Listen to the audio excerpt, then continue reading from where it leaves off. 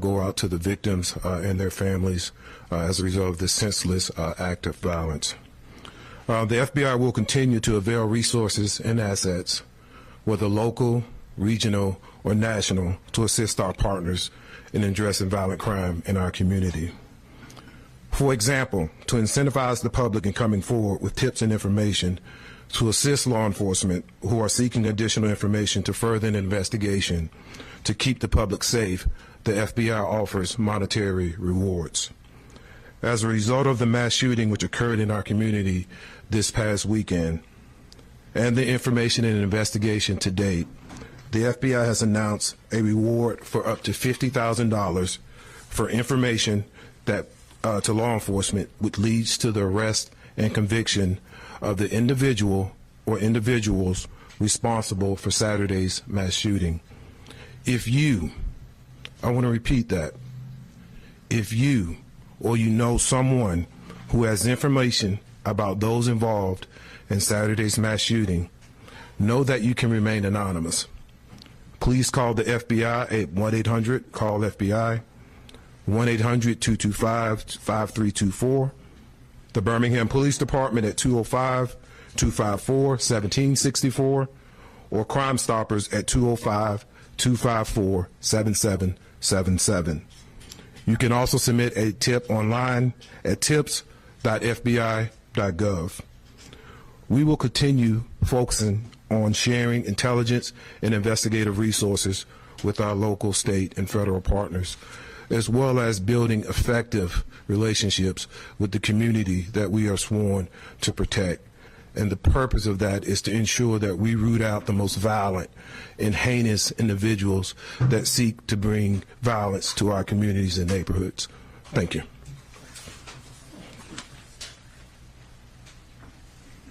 Good morning. I'm Frank Bearfield, Chairman of Crime Stoppers of Metro Alabama. And previous to today, the largest reward we had ever offered was $25,000, which was for the cupcake matter that I'm sure some of you remember that. And we were very glad to pay that reward out. Today, we'll be offering $50,000 for any information that helps us solve this crime. They don't have to be convicted. They don't have to go to court. You don't have to do anything. You remain totally anonymous. And if you give us information that leads to identifying the persons responsible for this or the solving of this crime, you're going to get paid a great reward. It's a life-changing reward, and you're totally anonymous, $50,000.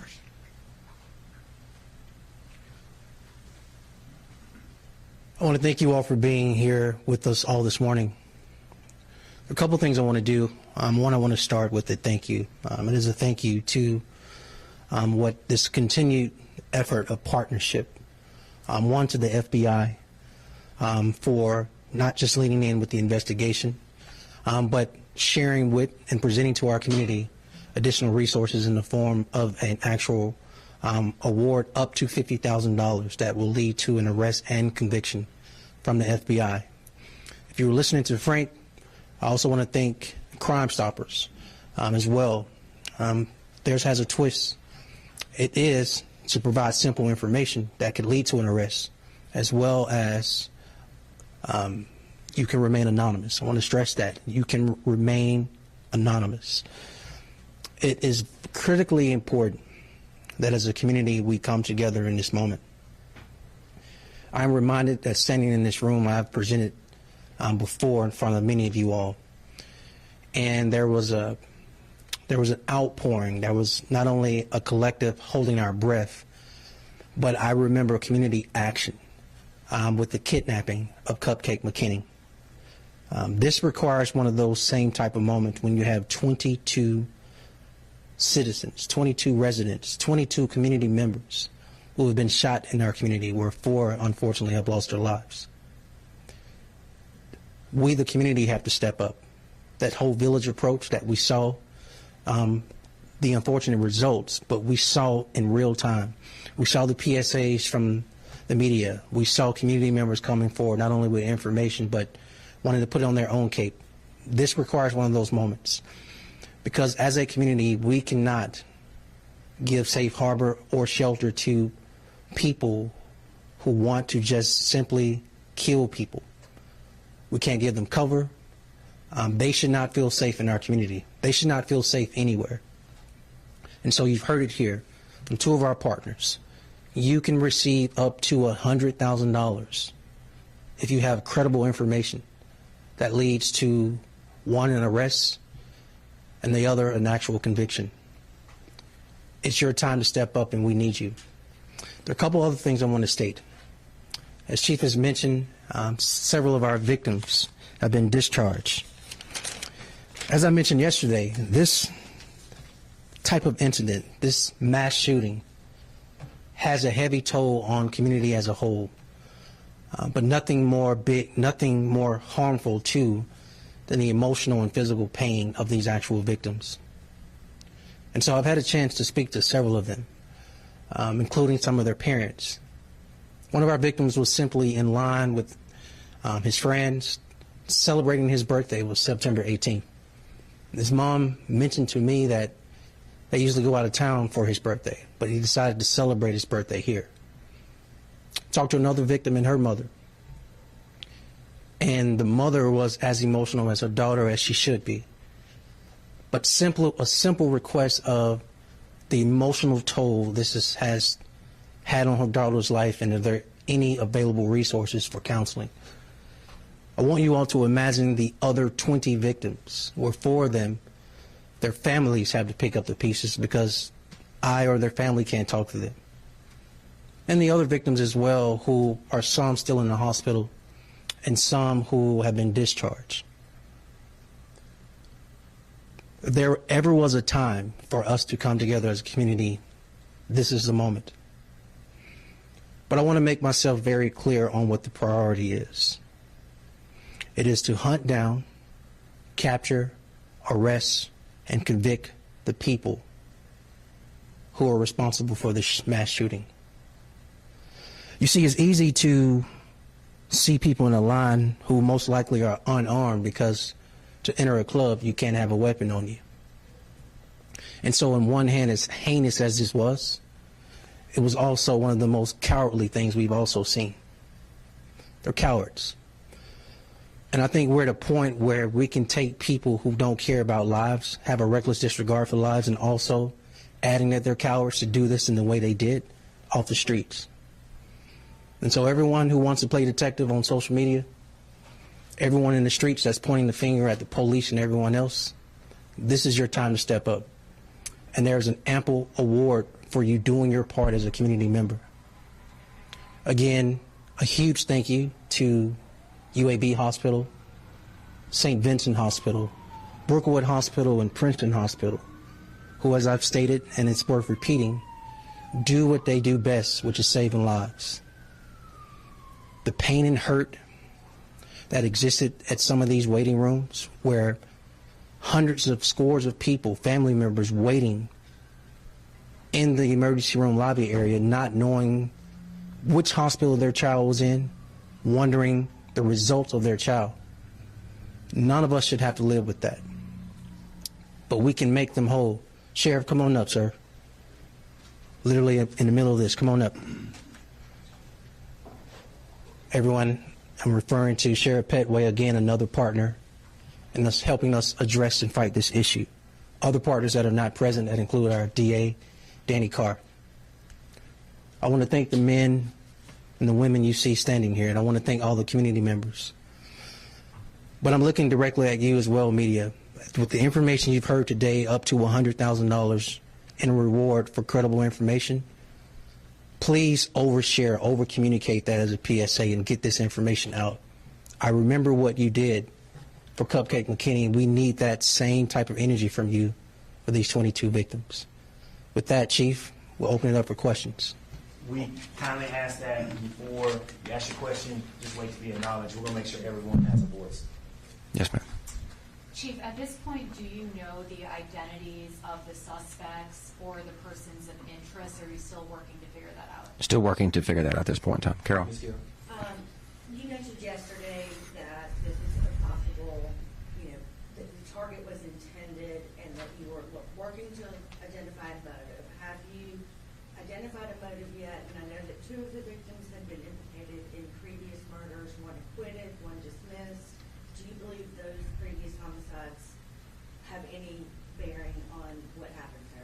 It could, and there's several multiple motives for the one to target them as well because of their criminal pasts. So that's just something we're working through. Was there any small precinct previously in the 5 Point South area?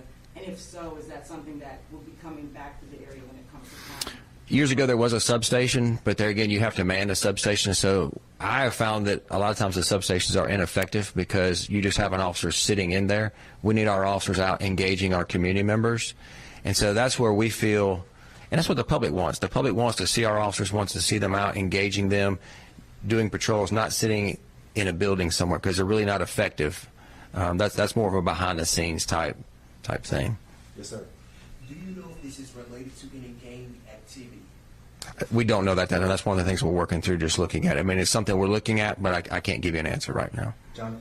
Officer Fitzgerald, you mentioned this weekend this being an issue of culture, not criminality. Could you expound on that? And if it is an issue of culture, how do you change that and how long does that take? Well, I just want to echo the words of Chief Thurman. And as we've always stated, as a department, what we're seeing is when individuals get upset with their fellow brother or sister, they choose firearms to settle that argument. And I think culture versus criminality has more to do with what we're seeing is because the first thing people go to when they're upset is the handgun. And that is a culture. And when people ask Chief Thurman for a solution, it's difficult to change the culture. That takes a community, not just the police department.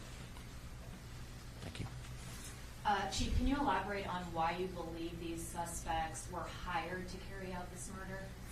There's just motivation from, as Carol mentioned, that some of the individuals that were killed have extensive criminal histories, and because of that, there's oftentimes motivation from others, and there's people who are willing to pay to have them killed, and so that's part of it. Yes, sir. Chief, can you talk about the illegal switch and how much of a problem that is for the department? It is. It's a huge problem. We're looking at whether the switch was used in this particular case, or was this an assault rifle that was fully automatic, or some other type of weapon. Fully automatic weapons do not, as the mayor said, they do not belong on the streets of Birmingham or on the streets of United States of America. And so, it's very problematic today. They cause a lot of carnage really, really fast, and so it's just a big problem. We're working with our federal partners, ATF, U.S. Attorney's Office, and others to help make arrests, and they have indicted numerous people.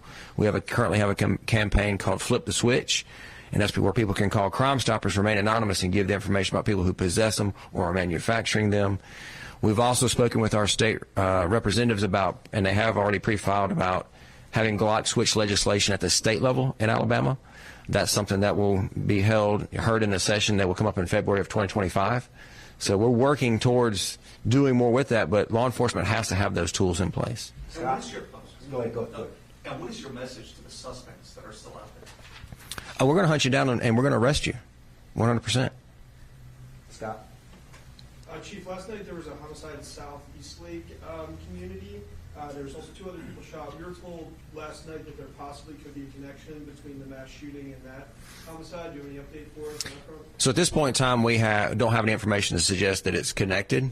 There were some other factors there in that particular case that we're looking to, but at this point in time, as directly related or retaliation for the mass shooting, no. Tristan? Have you been able to interview all the victims? I know you said 5 are still in the hospital. Has that been something you've been able to talk to these individuals? Well, some of them, because of the condition they're in, they're not able to be interviewed. So that's part of the hard thing that we're trying to work through right now. Julian? I know you said some of these victims had criminal past. Did all 4 dead victims have a criminal past or criminal history? No, I don't think all 4 did, no. Miss Amy? Has your investigation determined which of the 4 victims was the intended target? I'm not going to release that information at this time. Yes, sir. Chief, some citizens are afraid of retaliation. So what is your message to those citizens due to Facebook posts saying that certain members of the community will retaliate because of the mass shooting? Here's the kind of unfortunate side of it. There were some individuals that we kind of talked about a few minutes ago that had criminal past. If you're not in that criminal game or in that criminal circle, you probably don't have anything to worry about. Just quite, there were some innocent victims we know that were injured at the mass shooting, but the crux of the people who were targeted had criminal histories, and unfortunately, being in that lifestyle, that culture and things, unfortunately, ended in their demise. Do you think there was one targeted victim or two targeted victims? That's something we're working through to determine right now. Question: does anyone have any questions for our partners who've offered $50,000 in reward money? Yes, sir, Tristan. And just direct your question to either Special Agent in Charge Carlton Peoples or Chairman Frank Bearfield. Chairman Bearfield, we spoke a little bit, and the mayor said there's been several people that have come forward with tips. Could you highlight any more detail about what y'all heard, or perhaps even the number, just to showcase how much of a community buy-in there's been on trying to solve this investigation? Ever since yesterday, there's been a tremendous number of tips, in excess of 50. And we expect more to be coming in. That 50 number is something that I got a few hours ago, so I'm sure there are quite a few more since then. And we're just trying to determine the ones that bear fruit.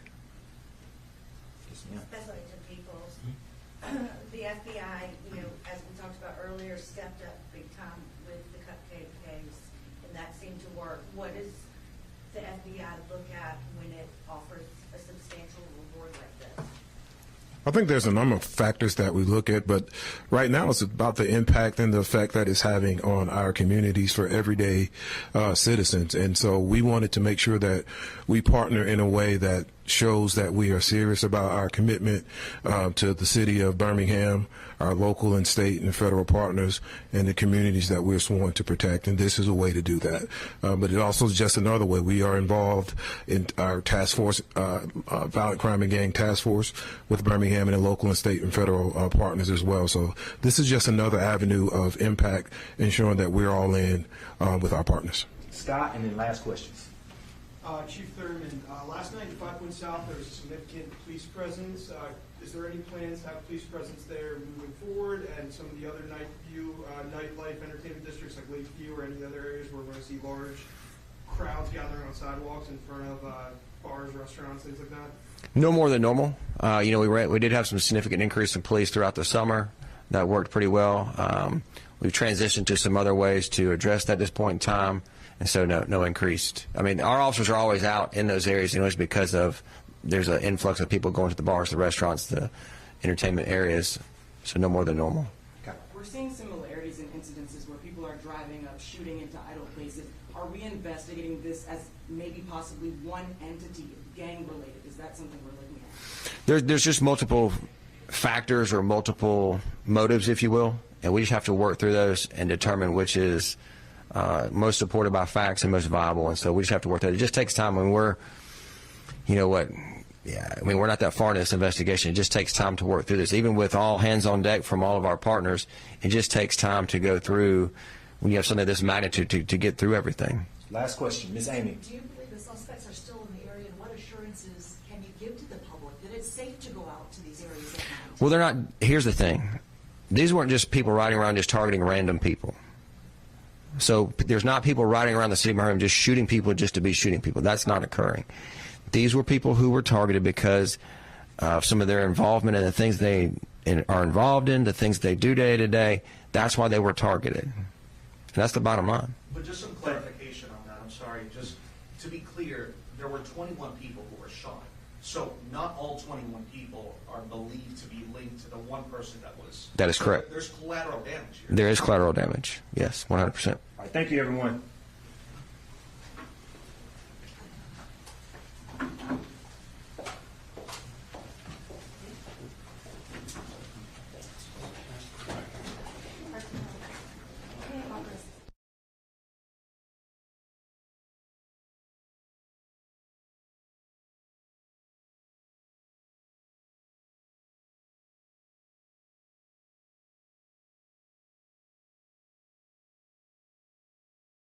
Thank you.